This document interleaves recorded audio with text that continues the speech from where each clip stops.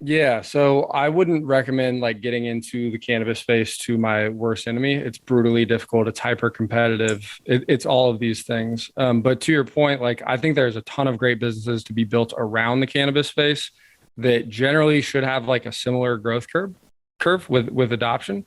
So maybe it's accessories, but I think it's also things like it's any business niche down into cannabis, right? Like you could be a contractor in your town, or you could be the contractor that specializes in cannabis. Therefore, if I'm building a grow, I don't need to go educate my contractor about, what regulation says and and how the security install is going to be. I can go hire a contractor that can build with that in mind.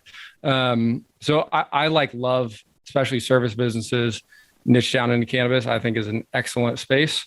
And that is everybody. As you can imagine, I get a ton of DMs. They're like, "How do I like do canvas?" And I send them. I did a thread like kind of in this vein, like a year ago, and I send to everybody there because like that is tenfold easier. There's no licensing. You can generally get banking unless you've got some weird teller that wants to ruin your day. And like I said, it's a similar opportunity if you're doing it in a market where it's prolific and legal. Cool. I think we'll make sure to link that down below. I'm assuming people are probably going to want to go read that as well. In terms of your comments on how competitive it is, how difficult the business is, I'm assuming also revolves around, I believe it's a pretty low margin as well, right?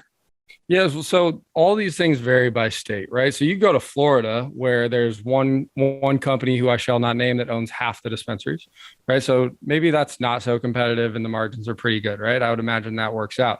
And what I'm talking about is the West Coast, right? So I put all these they're limited license states, right?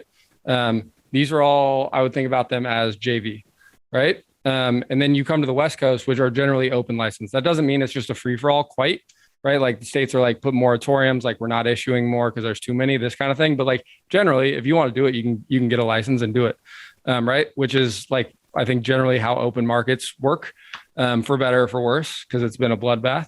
But the West Coast is the league. If limited license states are JV ball, and that comes with everything, right? It's one thing to shoot to be a good 3-point shooter in high school, and it's another thing to knock down an NBA three over LeBron.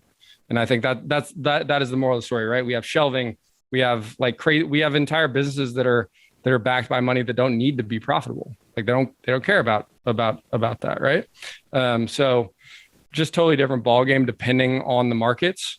But when I talk about how competitive, I'm talking about the West Coast and particularly California. Like, I mean, Oregon. You also have Oklahoma. Oklahoma is like also really over licensed, so it's wildly competitive. But California, I don't know what it is. Today, like fifth, sixth largest economy in the world.